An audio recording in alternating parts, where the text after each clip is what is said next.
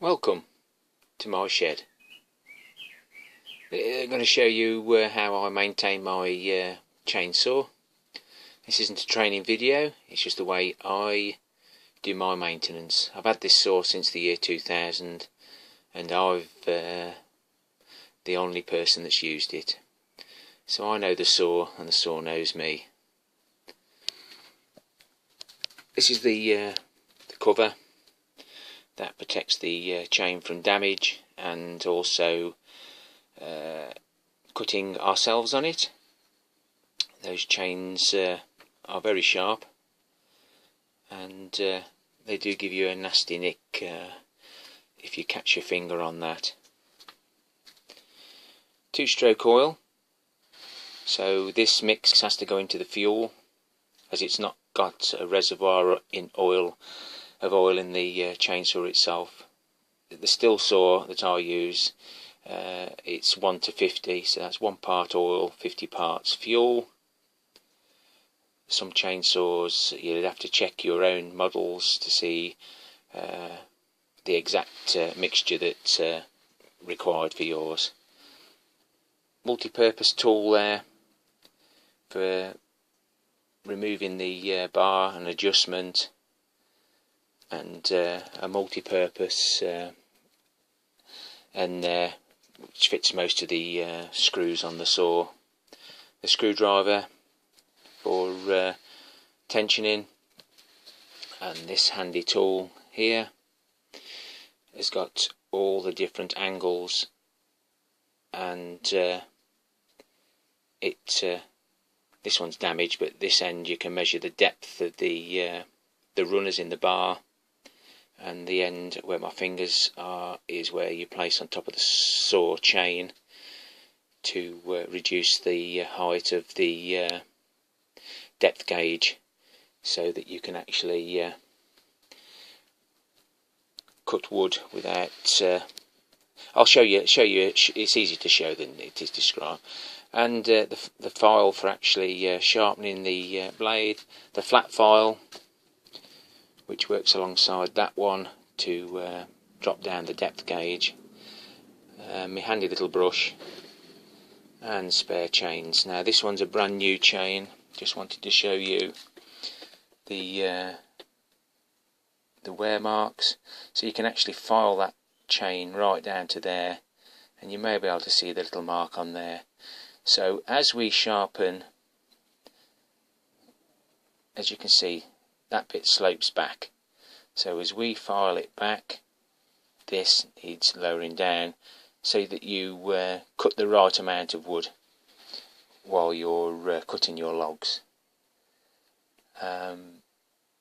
I'll just get an old chain and place next to it so you can see the difference. So if you have a close look at that, you can just about see the marks on the bottom chain, but you can see the difference even with the part that actually runs down the bottom of the bar is worn. And this is what you have to keep checking to make sure that everything looks right, because you don't want one of these chains breaking and coming off because of your stance on cutting logs. That chain whips round and down and by your legs. I would imagine it could be quite painful. Right, we'll start and take this apart. Now this is a brand new blade bar and a brand new chain, so I don't need to sharpen this, but we need to undo these two nuts.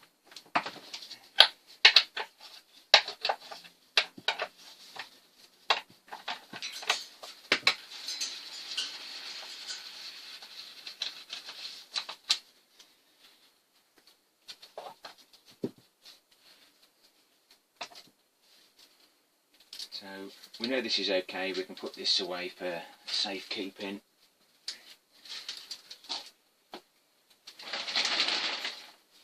Out the way. As you can see, this is full of debris, and one of these ports allows the oil to flow onto the chain, which I'll show you again shortly. But all this just needs cleaning out, all the debris.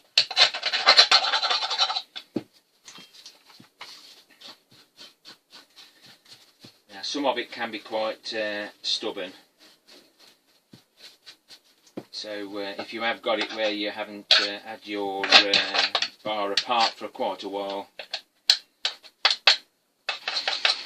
I've found WD-40 breaks down the chain oil.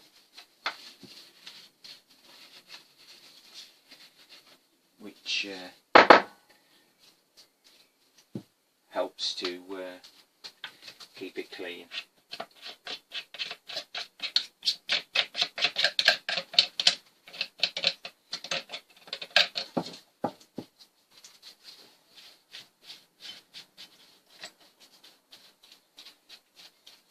Now I've just noticed that the chain catcher has broken, so I shall have to order one of those. That would normally come round, and as the chain breaks off, it actually catches the chain. So I need to get that replaced, get one ordered. Okay, that's that. I just want to show you the sprocket. So every so often we would check the sprocket. I have got an old one here, but we're going to need a bit of a close-up, so I'll bring you down.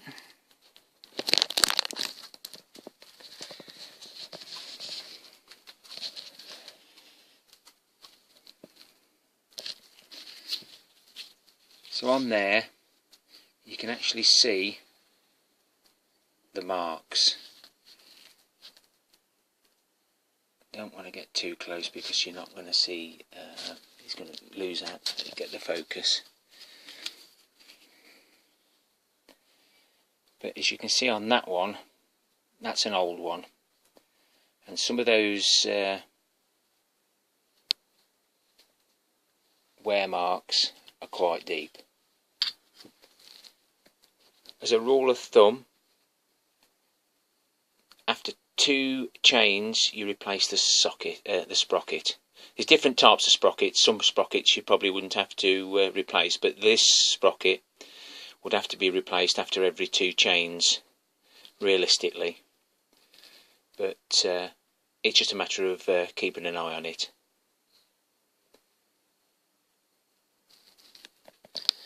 Later on I'll be showing you the chain brake. So that's free flowing, and there's a clutch in there that when it spins it grips onto that. But we'll be showing you the chain brake later on once we put it all back together. But when that's forced forward, that stops the chain dead. But I'll show you that later. Right, this is where the oil feeds onto the bar. Now it's a special sort of tacky oil, mainly mineral now, so that it doesn't affect the environment too much. It has to be a sticky oil because of how fast the chain spins on the bar, and you need lubrication, else you do get lots of heat wear. So we're just making sure that's clear. Now that oil port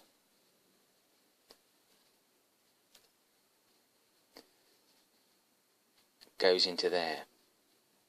Now if the chain stretches, obviously we move the bar along, so that hole would just move along there and be fed constantly with oil. So that slot there sits across there, and you use your screwdriver to adjust that, which drags the bar up and down to tighten the chain up.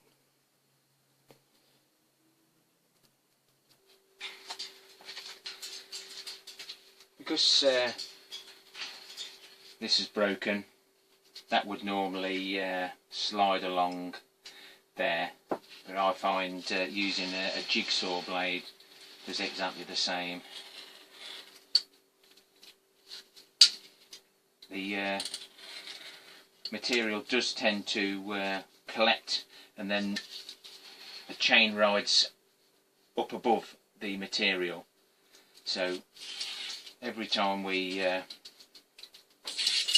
change the bar, take the chain off for the inspection, and then we clean out those ports to make sure we've got good oil flow into there, onto the chain and then around. You can actually put the chain on either way, so that way or that way, to even off both sides. The flat file also, as you may get some burring on there, so just by running the file up and down, if it has burred, you can always tell by just running your fingers along it. So you just got to make sure that's nice and smooth, no burrs on it. Make sure you get a nice cutting edge. So we've got the porthole clear there, so that's the one that I should be using. Sits into that adjustment. Just got to find the chain that I dulled off the other day. That's why I had to put my new chain and bar on. Terrible when you get this happen. So let's start again, fresh. It is a nightmare when this happens, but there is a way.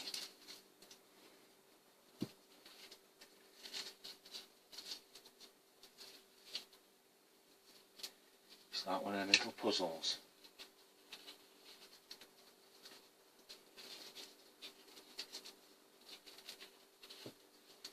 I haven't done it into that many bits before. Let's just open those up in that.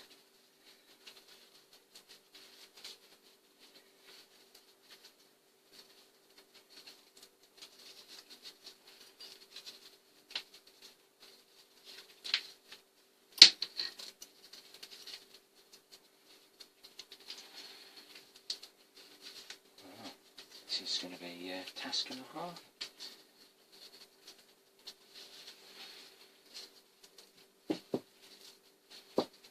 Get in there.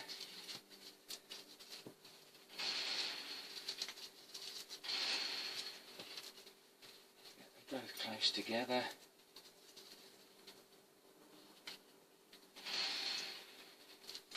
Oh, look at that, yes, happened again.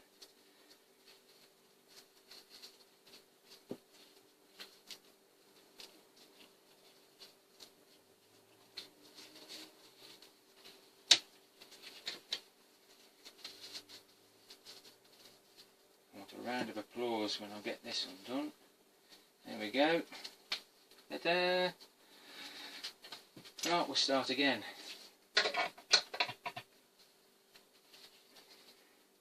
So we're making sure the cutting edge is that way.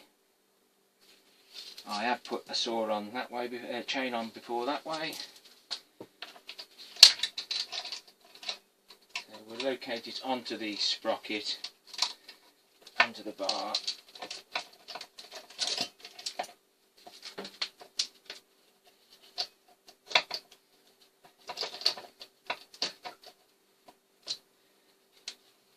And there was a new chain on before, so we may need a little bit of adjustment to know it's on.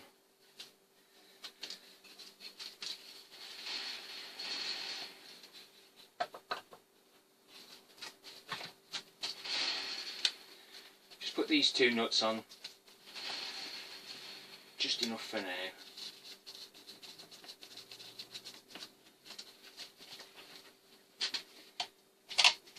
chain brake's on, so we'll release the chain brake and we'll just run the chain. As you can perhaps see, we've got loads of slack on there at the moment. So you lift the tip of the bar up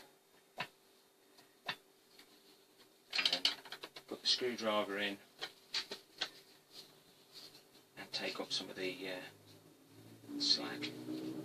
It might take a couple of times, but you must keep this bar up in the air at all times until you've got it tight.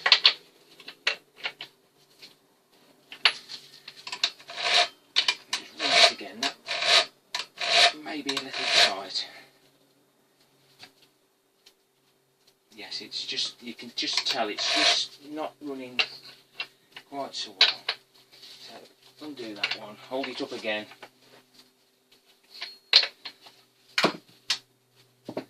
Just take that a little bit more.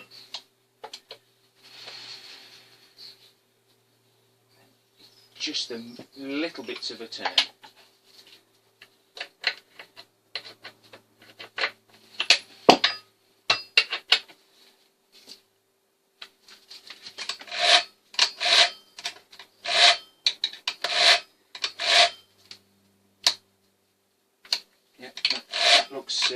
That looks pretty good, so I'm just going to finish tightening it off.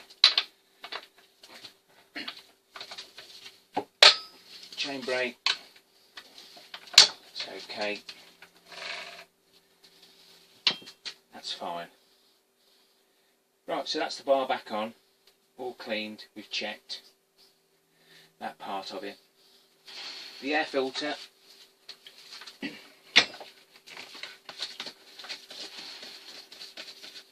have a quick look at this.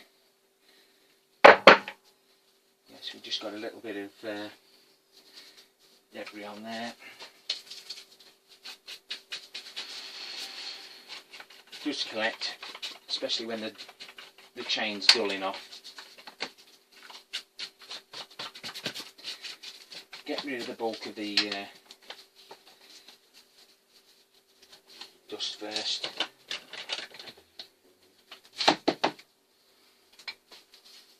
Just give it the last clean. It is an old saw,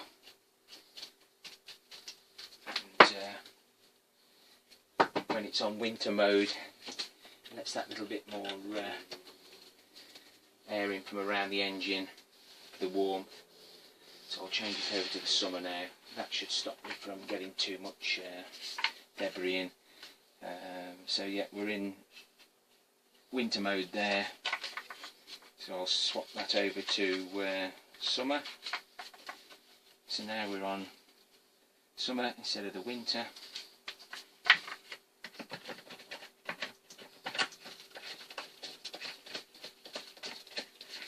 Tighten that up. That's good for another day. Right, I'll just have to readjust everything because everything's got to go now into the vise.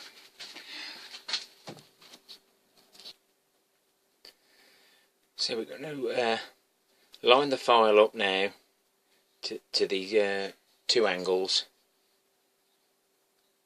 That's parallel with the bar. That gives me then the I think it's 30% on that. It gives you, it makes sure it gives you a good line. So with the chain brake on, line those marks up with the bar, and I normally do two. I'm going to do 3 on this side because I find that when I come to do it the other way, left or right handed, you tend to take more material off. Now if the length of these teeth aren't the same on opposite sides, when you cut through the tree it'll go like that. That's okay, but when you're coming from the other side it goes like that. It won't meet at the middle. So you can measure those teeth to make sure they're fine. So I'll move up another tooth. 3. Now, we mentioned about the these depth gauge. As you cut that, you travel down there, so that stays up in the air. So that bit there determines how much material is taken out. So you place that onto there, onto that top tooth, and then you can pile away. That's it, that's down. So that now is the right depth of material to be cut out. Now I've taken a little bit off that tooth there. So I'll work my way around the saw now. I can see that the time is getting on. So I'll move it up a couple of teeth. Chain brake on. Line it up.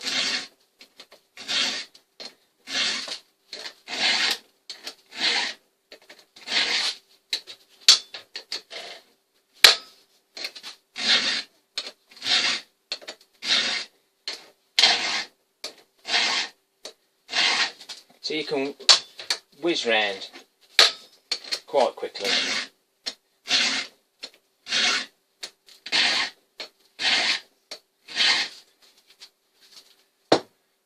To get your saw nice and sharp. There's something else I want to show you that I haven't got out yet. If you're on site, it's something that you may be able to use if I can find it. What I was actually looking for was the you actually knock it into a tree stump, and it's got a little vice on it, but I can't put my hands on it at the moment. So there's your petrol oil mix. It's a big mistake if you pour the chain oil in there, it gets in the carburettor. Terrible mess. So nice clear pictures, and there's the one for the oil. So it's a nice drip of oil with the chain.